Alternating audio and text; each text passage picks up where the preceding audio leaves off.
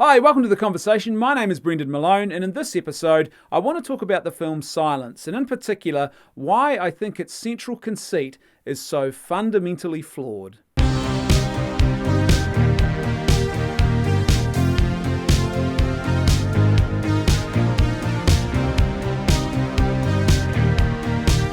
Silence is a 2016 film from the great Martin Scorsese based on a book of the same name. Now, the fact that this is a Martin Scorsese film means that technically this is a pretty stunning achievement. It's a very impressive film from a technical perspective, but that's not what really interests me today, and it's not what I'm going to talk about. I want to talk about the story and the central conceit of the story and why, in actual fact, I think it is so fatally flawed, and ultimately, despite the beauty and the amazing skill that's on display in making this film, the story itself and the central conceit of that story is ultimately extremely ugly. For those who don't know the story, basically it goes like this.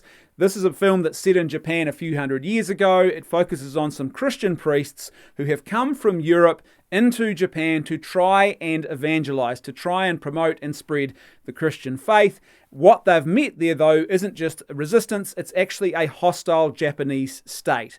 And so there's a lot of persecution and very cruel and unjust treatment of Christian believers going on. And there's a rumor floating around that one of their fellow Jesuit priests who went before them has actually apostatized.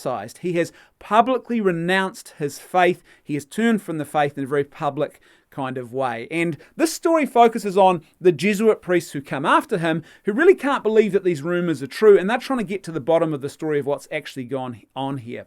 The film is really about one particular priest, one character in this film played by Andrew Garfield, and it follows him as he is eventually captured by the authorities, and then they begin to torture him to try and get him to renounce the faith. And what they do is they turn their attention on a group of fellow Japanese Christian prisoners who have been captured along with him, and they begin to torture those prisoners. And they say to him that as long as he holds out and refuses to renounce his faith, they will keep torturing these people. And so what he does is he capitulates. He rejects his faith. He publicly renounces his faith as being a lie. He blasphemes a holy image. They ask him to step on a Christian image to really prove to the public and to the watching world that he has truly abandoned his faith. And so he does this, and then the film follows him. He lives out the rest of his days in a sort of silence, quote unquote, and that's pretty much the story of the film. And what the film does is it presents this idea that what he's done is truly heroic and courageous, that by renouncing his faith, he's actually done a very Christ-like thing. Here's the deal. That's a nonsense, and it has surprised me to see Christian commentators endorsing this completely erroneous idea. Now, hold on for just a second there. You might be watching this and thinking, well, Brendan, I'm not a religious believer, so I don't really have much interest in this. This is actually bigger than just the question of the Christian religious faith, which is effectively the thing that's put on trial and interrogated in this film, Silence. So hang in there and let me give you an example of something completely different to show why this is fundamentally flawed and why the central conceit of this film is actually extremely ugly. It's a lie. Let's imagine for a second that this had nothing to do with Christianity, and let's perhaps put this in a completely different time and place. Let's imagine that this is about a civil rights campaigner who goes into the American South during a time of great persecution and unjust treatment of people who are not white in those regions. And let's say that that civil rights campaigner is captured and they are put in prison, and the local state authorities, who have also got a group of black prisoners there with them, start threatening this man and saying, we are going to start exacting cruel treatment upon those prisoners unless you renounce and reject the truth of civil rights. And not only that, but we've got this image here of Martin Luther King Jr. We want you to spit on this image, to stand on it in public and show the world that you reject civil rights, that you are publicly making this very bold statement that civil rights is a lie, you are rejecting it, and you have no more interest in pursuing the cause of civil rights. And if you don't do that, we're going to start doing things like we're going to start taking meals off these prisoners. We're going to extend their sentences arbitrarily and unjustly. We're going to deprive their families of their homes. We're going to ensure that no one else in their family can ever work and have meaningful employment. And we're going to do all these things unless you renounce civil rights. Or let's imagine another scenario, completely different again. Let's imagine this is some sort of dictatorship, a cruel and brutal dictatorship that's governing a particular country or region. And a group of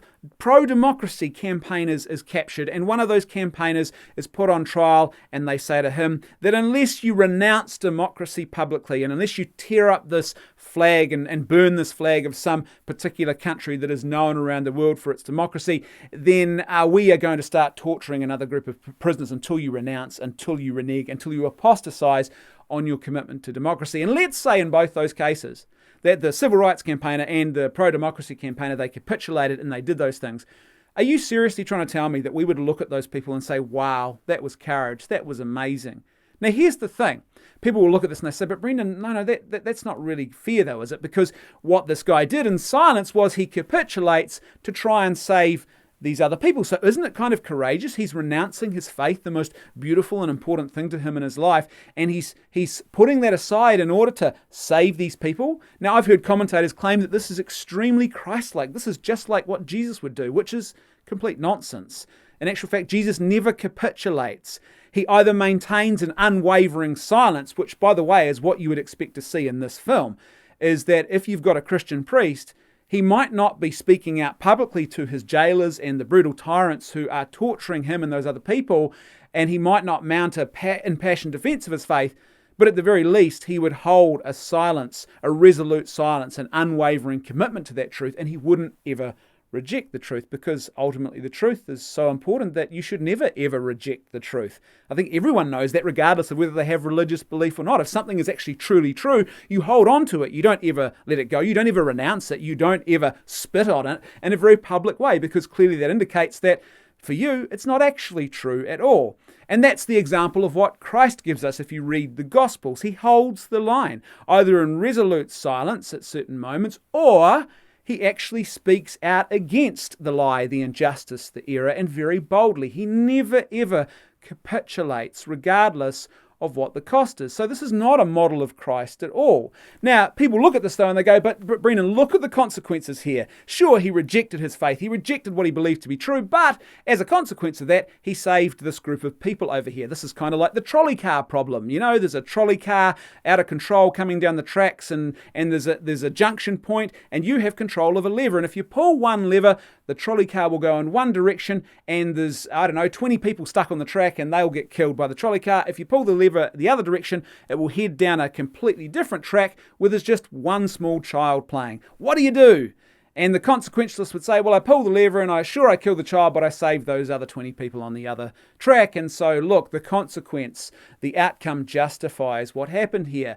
Now, leaving aside the fact that that is a terrible moral philosophy, because what that moral philosophy means is that you can actually justify any evil action as long as you can show that it will produce a greater good. And that is an extremely terrible way to think about your moral actions. Because think about this for a second. We could actually achieve a much better, more economically cost-effective and healthier society if we went about forcibly sterilizing and even deliberately ending the lives, giving lethal injections to every person who carried illnesses, sicknesses, who were unhealthy, who were overweight. If we effectively went on a eugenic spree and we eliminated and forcibly sterilized everyone with the wrong genes, who was actually holding our society back and who was keeping us in a state where our health was not at its optimum, then guess what? We would actually get a really good outcome out of that going forward. We'd have a healthier and more cost-effective society. There'd be less burden on the taxpayer, but that would be an extremely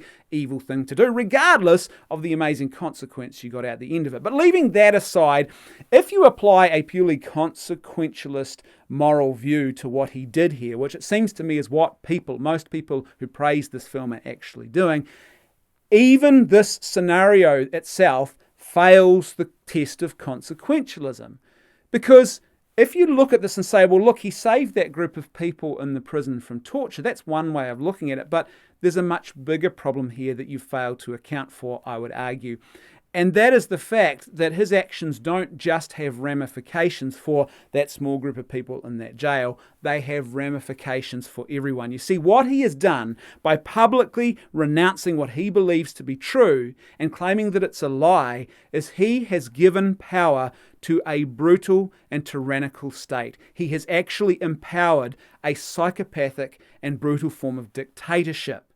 And it's not just the fact that he's done this, it's also the fact of who he is in this particular story. He's a foreigner. So you have a foreigner saying, I reject my foreign customs and the foreign religion I brought with me, and I believe that the local customs are the only true ones. It's not just that, though. It's even more powerful what he's actually done, because you realize that he's a priest. He's a religious leader from the very religion that he is now apostatizing from. So what he's doing is he's actually giving a powerful endorsement to the lie. He is actually giving his agreement and endorsement to a form of brutal and tyrannical dictatorship. And that has implications not just for those people in that group of people in the jail for whom the torture and the immediacy stops. It actually has ramifications for everyone else in that society as well. What it does is it empowers a lie, a brutal and psychopathic lie. He's helped to empower the lie, and the consequence of that for people outside of the jail is far worse. Not only that, but if you were an outsider looking in on this, and you saw someone capitulate on what they believe to be true, you're probably going to say, well, this truth can't be that important, because this person capitulated and he renounced it and he's called it a lie. If you saw a civil rights campaigner reject civil rights, for example, in a segregated and hostile and very racist part of the American South, then guess what? You're probably going to look at this and say, yeah, well, civil rights are a lie. His actions would have just discouraged people from actually fighting what is a truly good, noble, and just cause. A lot of people would look at that and they would say, some people would say, well, it's clearly not true because it can't be that valuable and important. Other people would look at that and say, well, there's no point in getting involved in that fight because it's just going to cost you your life. And the very leaders, the very people who claim to be the champions of this cause are just capitulating on this and abandoning it and calling it a lie, though clearly it can't be true. So why would I take up the cause of civil rights? He's actually just set back the cause of truth in a massive way by endorsing the lie. And that's the fundamental flaw with the central conceit of silence.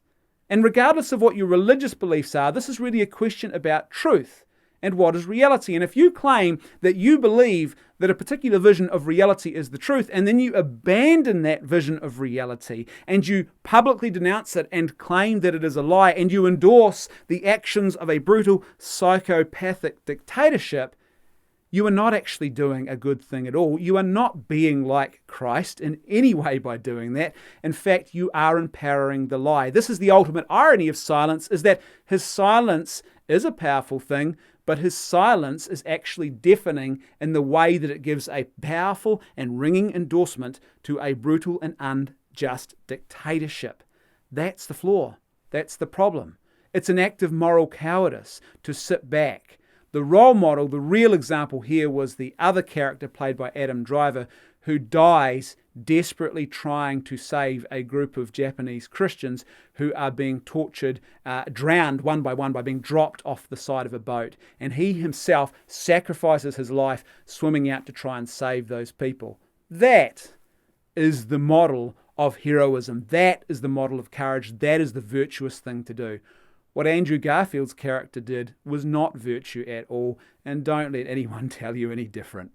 Thanks for watching this episode of The Conversation. Don't forget to like, share, and give this video a thumbs up. That all helps the channel. And wherever you're watching, please subscribe. If you're on YouTube, don't forget to hit the little notifications bell as well. That way you'll get updated about every new piece of content that we publish. A huge thank you to everyone who is supporting us at patreon.com/leftfootmedia. For as little as $1 a month, you can help to ensure that this great content keeps happening. So that's patreon.com/leftfootmedia. As little as $1 a month or as much as you'd like to contribute. And a huge thank you, as I said, to everyone who made today's episode possible. You guys are awesome.